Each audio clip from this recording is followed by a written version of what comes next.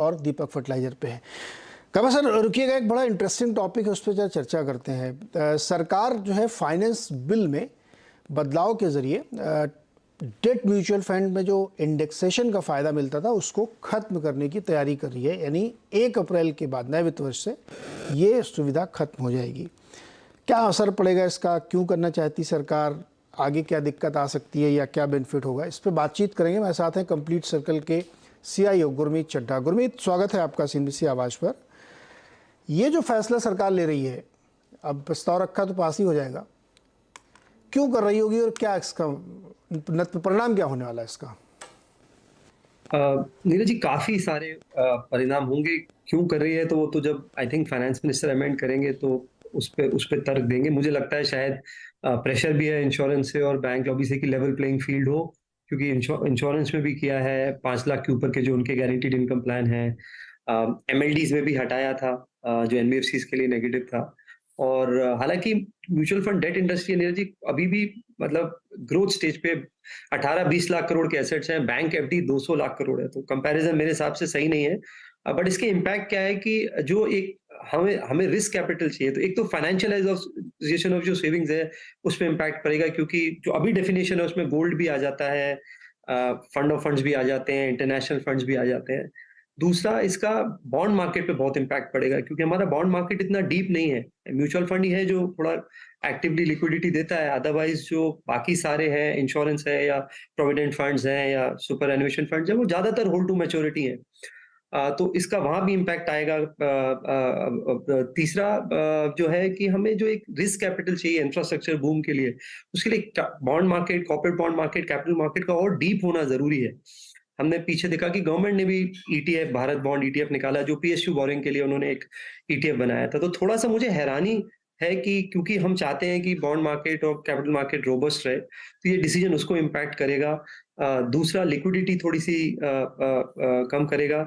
और तीसरा, एक जो और लॉन्ग टर्म इम्पैक्ट आ सकता है नीरज जी, वो ये कि अगर बैंक्स के पास डिपॉजिट ज्यादा आ जाएंगे तो वो ब्याज ज्यादा देंगे नहीं, वो पैसा फिर वापस से मनी मार्केट में जाता है, जो अभी US में हो रहा है। आपने देखा बॉन्ड मार्केट, मनी मार्केट में पैसा जा रहा है क्योंकि यील्ड ऊपर है और काफी फ्लक्चुएशन देखने को मिल रहा है। तो थोड़ा सा डिस्टेबलाइजिंग इम्पैक्ट भी है। तो मैं थोड़ा सा हैरानी वाला निर्णय है ये मेरे हिसाब से।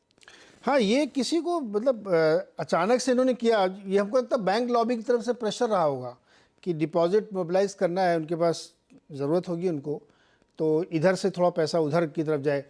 अब मुझे ये बताइए कि जैसे सामान्य आदमी को समझना है तो डेट म्यूचुअल फंड हो गया, AIF में भी हो गया, गोल्ड ETF में भी होगा, रीट्स वगैरह में भी कुछ फ़र्क पड़ेगा इसका? रीट्स और इनविट पे उन्होंने थोड़ा पहले ही अमेंडमेंट किया था नीरज जी, बजट में ही। तभी मैंने बोला कि वो लेवल प्लेइंग फील्ड का प्रेशर होगा। तो अभी एक सिंपल करने के लिए मैं बताऊं, जैसे आपने 100 रुपए एक डेट म्यूचुअल फंड में लगाया और मान लीजिए 3 साल बाद उसकी वैल्यू हो गई 124 रुपए, 8% सिंपल ब्याज ले लेते हैं, और मान लीजिए इन्फ्लेशन 5% है, तो आपकी जो कॉस्ट ऑफ परचेज हो जाती थी वो 115 हो जाती थी। मतलब सिंपल तरीके से बता रहा हूँ। तो आपको जो गेन लगता था वो 24 माइनस 15 सिर्फ 9 रुपए पे लगता। तो आपका इन्फ्लेशन जो है एडजस्ट हो जाता था, जो कि आपके लॉन्ग टर्म रिटायरमेंट प्लानिंग के भी काम आता है। कोर एलोकेशन करते टाइम ये चीजें देखी जाती है। हमारे यहाँ कोई सोशल सिक्योरिटी नेट तो है नहीं। अभी वो सब 1 अप्रैल के बाद सब आपकी मार्जिनल रेट पे आ जाएगा। तो मतलब जो आपके जिस स्लैब में आप आते हैं उस स्लैब में आप देंगे। तो चाहे आप फिक्स डिपॉजिट करिए, चाहे आप डिबेंचर्स खरीदिए, चाहे आप इंश्योरेंस पॉलिसी 5 लाख के ऊपर वाली लीजिए। एक एडवांटेज जो अभी भी रहेगा वो है डेफरमेंट का है, क्योंकि म्यूचुअल फंड में जब आप पे होगा, जब आप रिडीम करेंगे तब टैक्स लगेगा, लेकिन इंटरेस्ट तो है, अगर आप मंथली क्वार्टरली ले रहे हैं तो लगेगा। दूसरा, तो इसका इम्पैक्ट आएगा। दूसरा, अगर आपका शॉर्ट टर्म व्यू है, जैसे आप शॉर्ट टर्म पार्किंग के लिए, वहां पे इम्पैक्ट इतना ज्यादा नहीं है, क्योंकि बैंक में FD में आप लॉक हो जाते हैं, म्यूचुअल फंड में वो नहीं है। आप और टेन्योर के भी लगा सकते हैं, 50 दिन के लिए, 80 दिन के लिए, कोई बाउंडेशन नहीं है। तो लिक्विडिटी और कैश मैनेजमेंट में अभी भी चलेगा।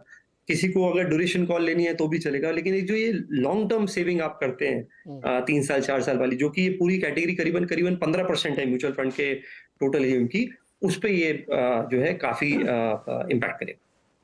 तो एक तरीके से ये कहा जा सकता है कि डेट म्यूचुअल फंड तो बंद ही हो जाएंगे, उसका क्या मतलब है, फिर क्यों लगाएगा आदमी उसमें पैसा?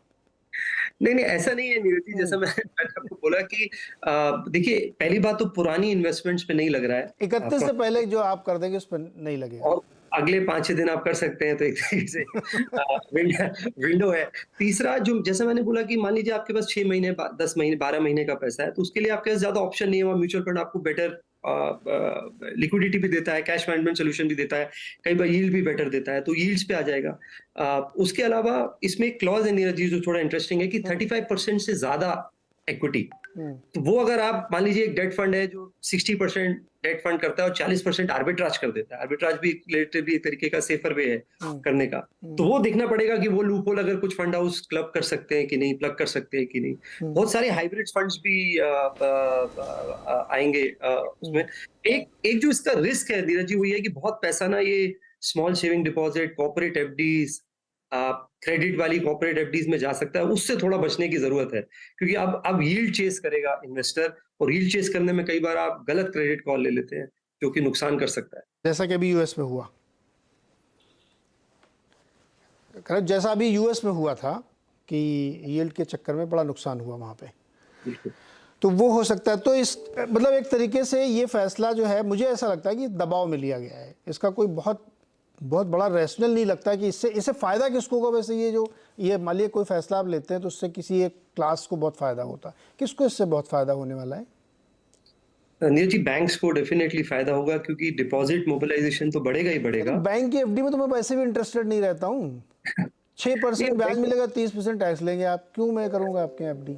नीरज जी, लेंडिंग में भी फायदा होगा। देखिए, म्यूचुअल फंड कॉर्पोरेट हम्म, मार्केट को जब डीप करता है, तो वो हम्म, लेंड भी करता है। जो थोड़ी मान लीजिए डबल ए रेटिंग वाले कॉर्पोरेट्स हैं या हम्म, ए रेटिंग वाले कॉर्पोरेट्स हैं, तो कुछ फंड्स हैं जो थोड़ा बहुत क्रेडिट एक्सपोज़र लेते हैं, जो अच्छी क्रेडिट कंपनीज़ हैं। तो हम्म, थोड़ा लेंडिंग में भी इम्पैक्ट आएगा। आपकी डिपेंडेंसी बैंक, तभी मैंने आपको बोला, क्योंकि हम इतना इन्वेस्टमेंट्स, हमें इतना हमारा इंफ्रास्ट्रक्चर पे थ्रस्ट है। पीएसयूज़ को बोरोइंग करनी है, गवर्नमेंट को बोरोइंग करनी है। एक कैटेगरी है टारगेट मैच्योरिटी फंड, ये 2 लाख करोड़ की कैटेगरी हो गई नीरज जी, जो ज्यादातर स्टेट गवर्नमेंट बॉन्ड्स, पीएसयूज और जीसे की खरीदती है। तो मुझे लगता है कि उसको काफी इंपैक्ट करेगा। हमें तो रोबस्ट कॉर्पोरेट बॉन्ड मार्केट चाहिए, डीप मार्केट चाहिए, इसको और शैलो कर देगा।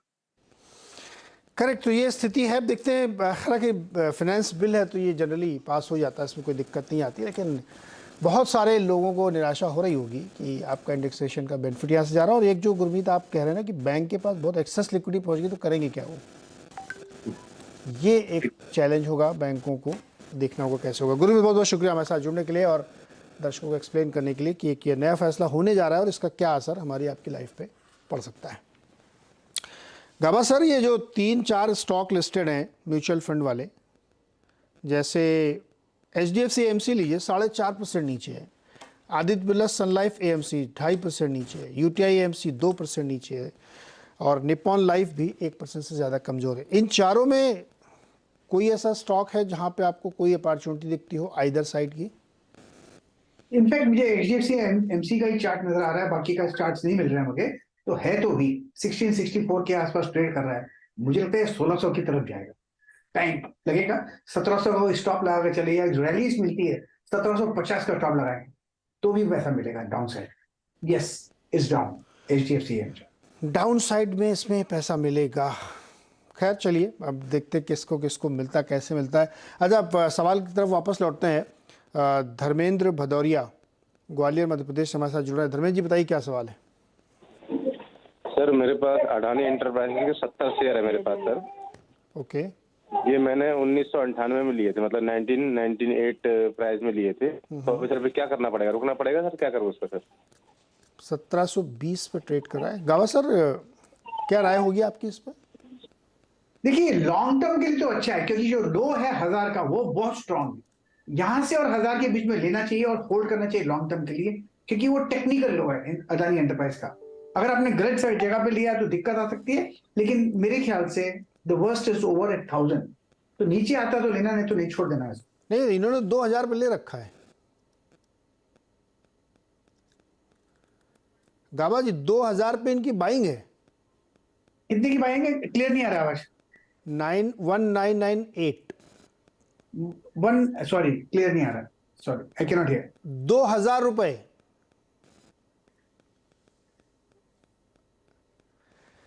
गाबा का सर ऑडियो दिक्कत है, दूरी करने। गाबा सर, 2000 रुपए, 1998 रुपए में बाई किया हाँ, तुमने। 1998। मेरे ख्याल से इनको लॉन्ग टर्म के लिए ही होल्ड करना पड़ेगा। लॉन्ग टर्म के लिए इनको रुकना वहां पर पड़ेगा। ऐड कर सकते हैं, क्योंकि 1000 ब्रीच नहीं होगा हाँ। ऐसा मुझे लगता है। वो टेक्निकल रूप से बहुत ही बढ़िया लो है अडानी एंटरप्राइज का, तो ऐड कर सकते हैं लोअर लेवल्स पर, अदरवाइज होल्ड कीजिए। नीचे आता है तो ठीक, नहीं आता तो होल्ड कीजिए, लेकिन महंगा लिया थोड़ा। तो भदौरिया जी महंगा तो लिया है, नीचे आया तो ऐड करिएगा, नहीं तो होल्ड करिए इसको फिर आप बिल्कुल। 2000 पे। ओके, अगला सवाल है विजय भाटिया का, लुधियाना से। भाटिया साहब बताइए क्या सवाल है आपका।